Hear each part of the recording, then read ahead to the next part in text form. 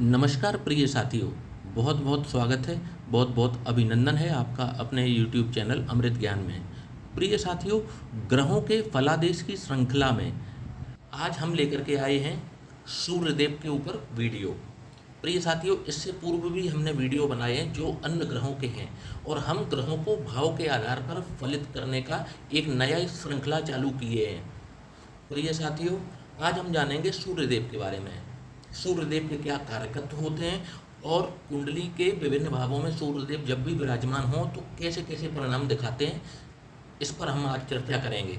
आपकी चाहे कोई भी लग्न हो, कोई भी राशि हो, यदि सूर्य आपके हमारे बताए हुए भाव में विराजमान है तो आपको कुछ ना कुछ उसी तरीके के परिणाम अवश्य देखने को मिलेंगे।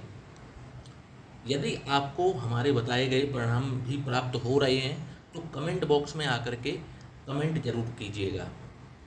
प्रिय साथियों, सूर्य जो कि पिता के कारक होते हैं, सम्मान के कारक होते हैं, आत्मबल के कारक होते हैं। यदि सूर्य बलवान है तो व्यक्ति को तेजस्वी जीवन देते हैं। व्यक्ति की जो पहचान है वो सूर्य की तरह चमकती है। और कुंडली के कुछ विशेष भाव जहाँ पर बैठे सूर्य राजा के समान जीवन देते हैं। जी हाँ साथियों, राजा के समान जीवन देते हैं। तो आइए चर्चा करते हैं, सूर्य जब कुंडली के विभिन्न भावों में विराजमान होंगे तो कैसे परिणाम दिखाएंगे। सूर्य जब भी लग्न में विराजमान हो तो कैसा परिणाम देंगे, आइए देखते हैं। प्रिय साथियों, सूर्य संसार के सबसे बड़े ऊर्जा के स्रोत हैं। इनकी ऊर्जा के बिना संसार में प्राण संभव नहीं है, जीवन पनपना संभव नहीं है। जितने भी सौरमंडल में ग्रह हैं सब सूर्य की ही परिक्रमा करते हैं। इन्हीं की चुंबकीय जो मैग्नेटिक फील्ड होती है उसी से सारे ग्रह अपने अपने ऑर्बिट में इनके चक्कर लगाते हैं।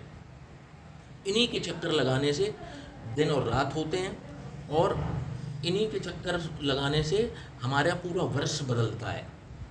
तो सूर्य नवग्रहों में राजा हैं। इनका मजबूत होना कुंडली में बहुत जरूरी होता है। जिसके सूर्य बलवान होते हैं ऐसा व्यक्ति अपना नाम कमाता है और फेमस होता है। सूर्य फेमस प्रसिद्धि दिलाने के लिए बहुत ही इम्पोर्टेंट प्लेनेट है। जिस व्यक्ति का सूर्य कमज़ोर होता है ऐसे व्यक्ति को समाज में मान सम्मान की प्राप्ति बहुत ही दिक्कत के साथ हो पाती है या हो ही नहीं पाती। और जिसका सूर्य बलवान होता है ऐसे व्यक्ति को मान सम्मान प्रचुर मात्रा में प्राप्त होता है। प्रिय साथियों, तो जब भी सूर्य लग्न में विराजमान होते हैं तो ऐसे व्यक्ति का जो शारीरिक गठन है, उसकी बॉडी की बात कर रहे हैं, ऐसे व्यक्ति का जो शारीरिक गठन है, संरचना है, बहुत ही गठीला बदन होता है। ऐसे व्यक्ति का एक आकर्षक व्यक्तित्व का धनी होता है। परंतु यहाँ पर बैठा हुआ सूर्य एक थोड़ा सा नेगेटिव पॉइंट है कि आलस्य लेकर के आता है। ऐसा व्यक्ति सम्मान प्रिय होता है क्योंकि लग्न में सूर्य विराजमान है।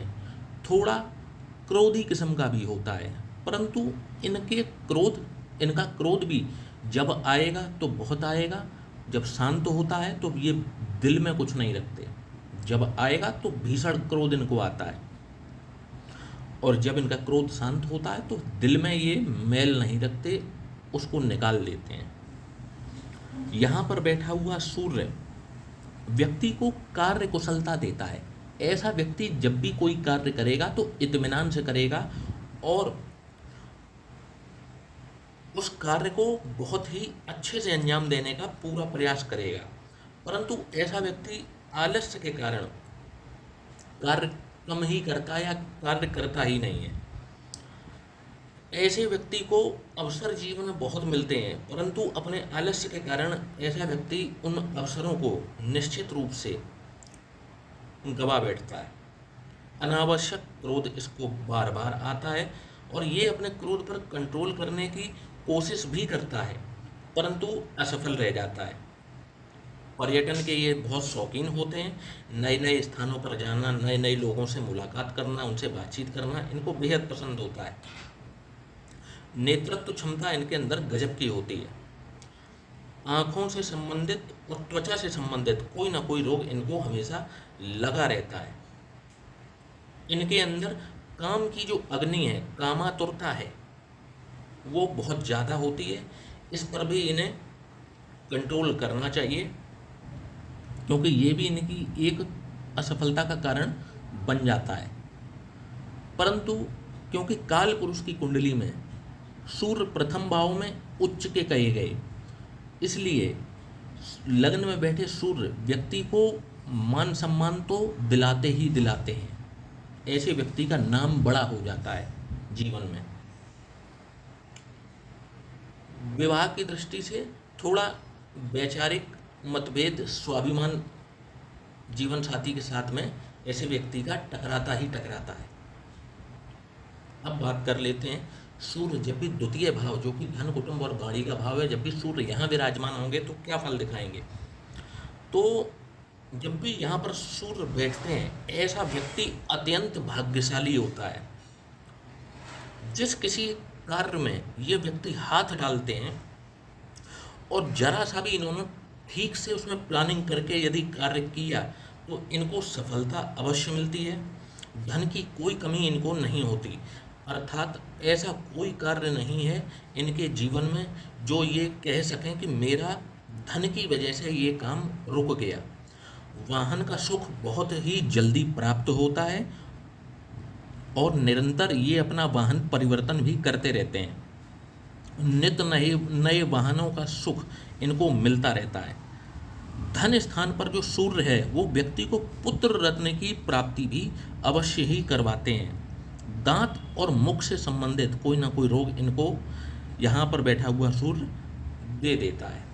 तो दूसरे भाव में सूर्य अति शुभ कहे गए हैं और इनके ज़्यादातर मामलों में परिणाम बहुत ही श्रेष्ठ देखने को मिलते हैं।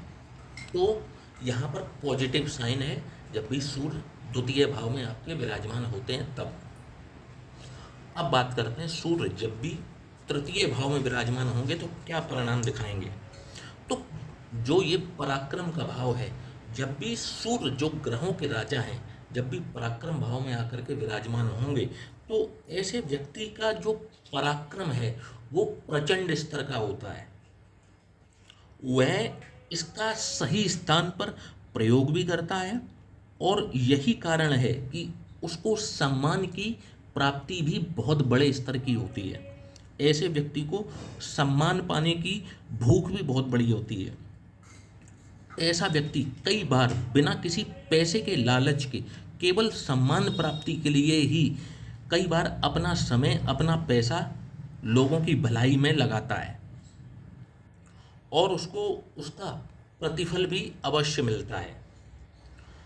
परंतु एक दिक्कत यहाँ पर सूर्य के साथ आती है कि इनके जो स्वयं के जो भाई हैं वो इनके विरोधी होते हैं और इनके सही और गलत सभी कार्यों का विरोध इनके भाइयों को करना है तो करना है। जन्म स्थान से दूर जा कर के तरक्की होती है और यदि ये जन्म स्थान पर ही बने रहते हैं तो ये इनकी तरक्की कभी भी नहीं हो पाती। आय से अधिक खर्च करना इनकी एक कमजोरी कहा जा सकता है।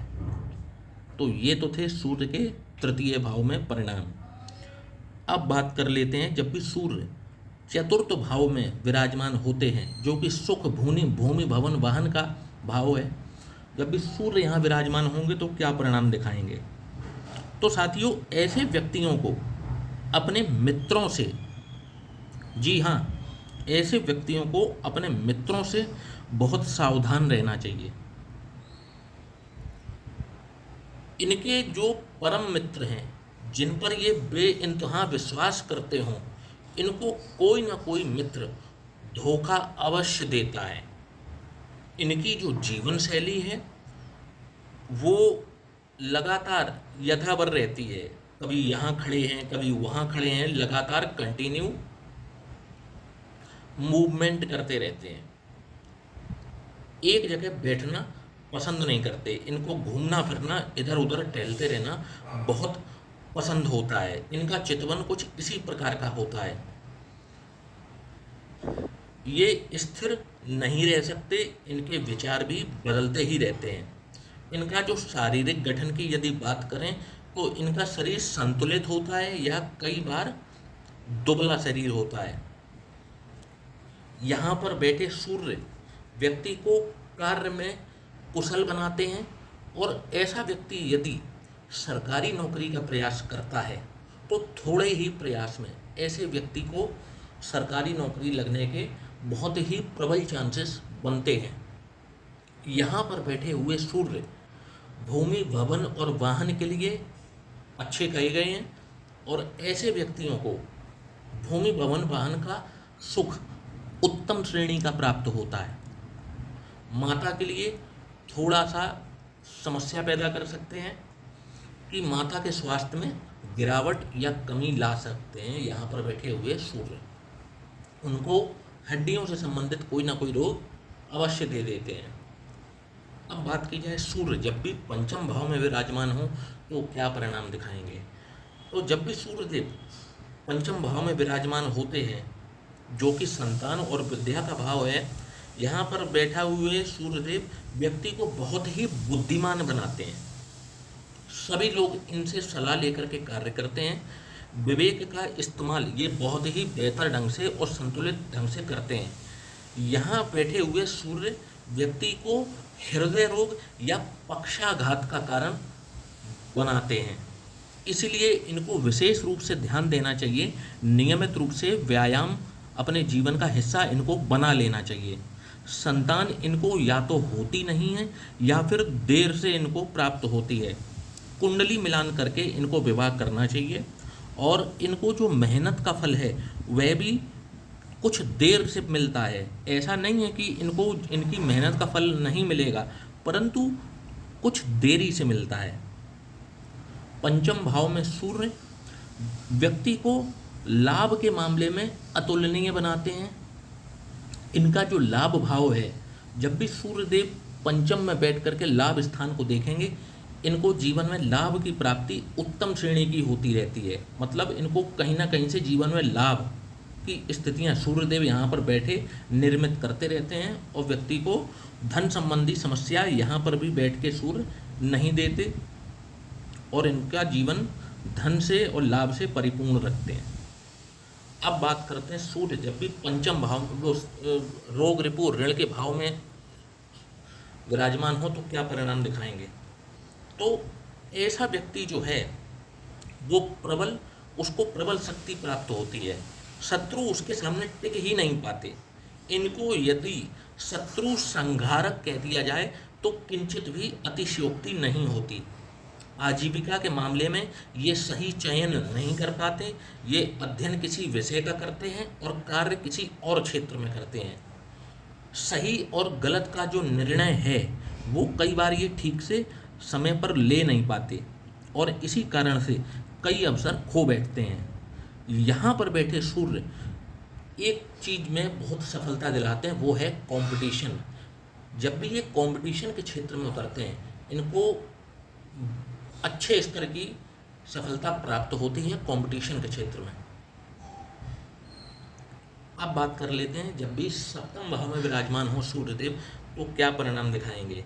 तो सप्तम भाव जो कि रिलेशनशिप का भाव है, जब भी यहाँ पर सूर्यदेव विराजमान होते हैं, किसी न किसी प्रकार की व्याधि और बीमारी हमेशा व्यक्ति के शरीर में लगी रहती है, और इसी कारण से इनके व्यक्तित्व में एक चिड़चिड़ापन आ जाता है। कहीं ना कहीं इनके दाम्पत्य जीवन में ये कलेश का कारण भी बनता है।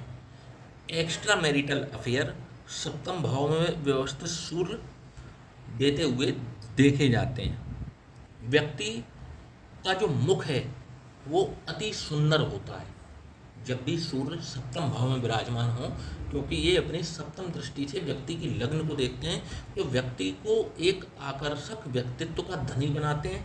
परंतु सूर्य जब भी सप्तम भाव में विराजमान हो तो ऐसे व्यक्ति को विवाह कुंडली मिलाए बिना नहीं करना चाहिए, क्योंकि यहाँ पर बैठे हुए सूर्य एक स्वाभिमान की जो एक स्थिति है, एक अभिमान की जो स्थिति है, वो विवाह में ही लेकर के आ जाते हैं। दाम्पत्य जीवन जो है उसमें स्वाभिमान की स्थिति आ जाती है जातक और जातक की जीवन साथी के बीच में।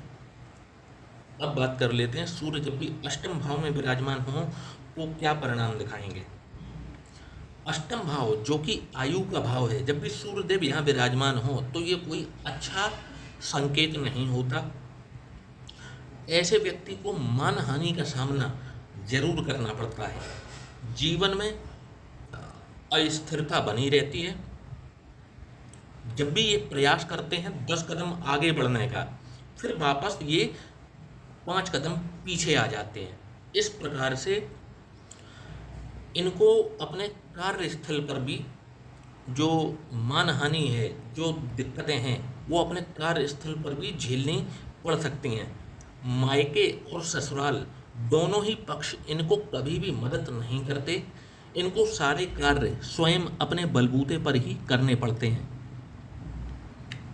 तो यहाँ पर बैठे सूर्य संघर्ष देते हुए देखे जाते हैं। अब जब भी सूर्य नवम भाव में विराजमान हों तो क्या परिणाम दिखाएंगे। तो जब भी सूर्यदेव नवम भाव में विराजमान होते हैं तो ऐसे व्यक्ति को कहा जाए तो ऐसी एक कार्य कुशलता प्राप्त होती है कि मतलब जो भी कार्य करता है तो आप ऐसे व्यक्ति को जब भी कार्य करते हुए देखेंगे तो यही कहेंगे कि ये कार्य तो इसी व्यक्ति के लिए बना था शायद, क्योंकि ये व्यक्ति हर कार्य में कुशल होता है। मल्टी टैलेंटेड अगर कहा जाए तो किंचित भी अतिशयोक्ति नहीं है। ये बात बिल्कुल सच है। जब भी सूर्य नवम भाव में विराजमान होते हैं ऐसा व्यक्ति मल्टी टैलेंटेड जरूर होता है। जो भी कार्य अपने हाथ में लेता है उसको इत्मीनान से और पूरे सलीके से उस कार्य को करने का प्रयास करता है और उसमें सफल होता है। और अगर बात की जाए, कभी कभी ये अपने उस कार्य कुशलता का गलत प्रयोग भी करते हैं और जिसके लिए इनको बाद में पछताना भी पड़ता है। गुस्से पर इनका भी कोई कंट्रोल नहीं होता। इनकी मैरिड लाइफ भी डैमेज होते हुए स्पष्ट रूप से देखी जा सकती है। ऐसा व्यक्ति धार्मिक होता है, धर्म में बढ़ चढ़ के हिस्सा लेता है और ऐसा व्यक्ति आध्यात्मिक क्षेत्र जगत में अगर कदम रखता है तो उसके एक्सीलेंस पर भी जरूर जाता है।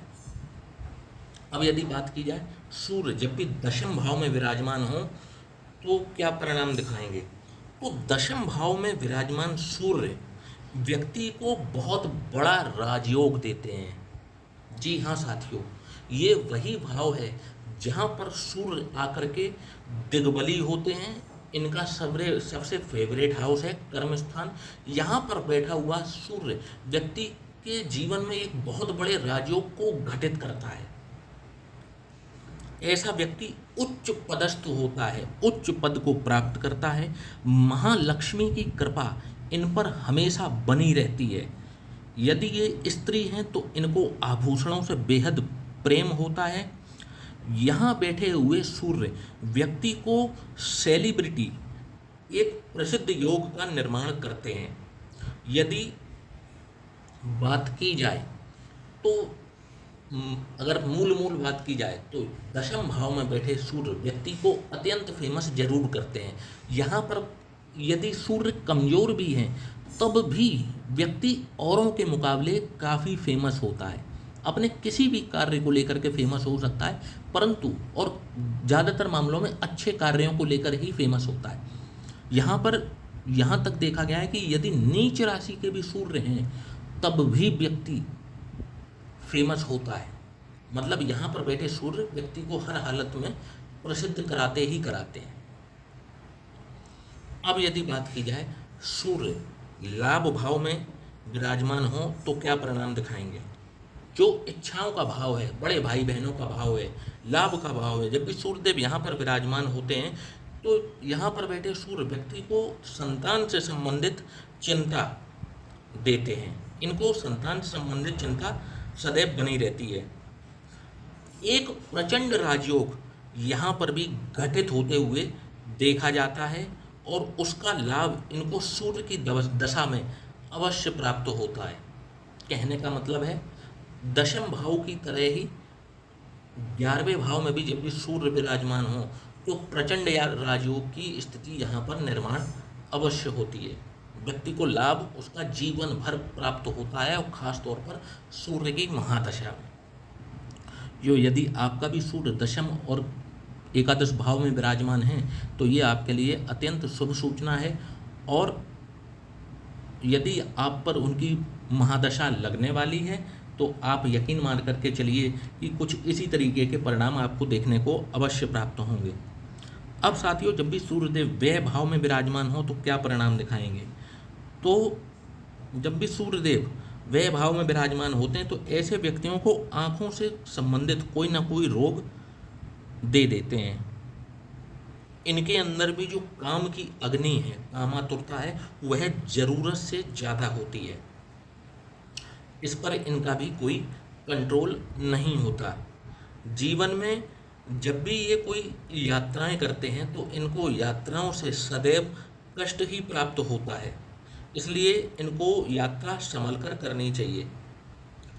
अब एक चीज़ मैं खास तौर पर आपको बता देता हूँ, जब भी सूर्य द्वादश भाव में विराजमान होते हैं तो ये पिता के लिए कष्टकारी साबित होते हैं। चाहे पिता बीमार रहें, शारीरिक रूप से अपाहिज रहें या मानसिक रूप से अपाहिज रहें या किसी न किसी प्रकार के कष्ट पिता को देखने को अवश्य मिलते हैं। अष्टम भाव में घिरे हुए सूर्य व्यक्ति के पिता को जो है आर्थिक रूप से पनपने नहीं देते। ये मैं स्पष्ट रूप से कहता हूँ क्योंकि ये रिसर्च किया हुआ है। यदि आपके साथ भी कुछ इसी तरीके का है तो आप हमें कमेंट सेक्शन में ज़रूर बताइएगा। आपके कमेंट से हमारा उत्साहवर्धन होता है। प्रिय साथियों, यदि आप भी अपनी कुंडली का विश्लेषण कराना चाहते हैं तो नीचे दिए हुए व्हाट्सएप नंबर पर आप हमें संपर्क कर सकते हैं। साथियों, इसी के साथ अब आज्ञा चाहूँगा। फिर हम नए वीडियो के साथ आपके समक्ष जल्दी ही प्रस्तुत होंगे। अब इसी के साथ आपसे विदा लेने का समय आ गया है। जय श्री राम।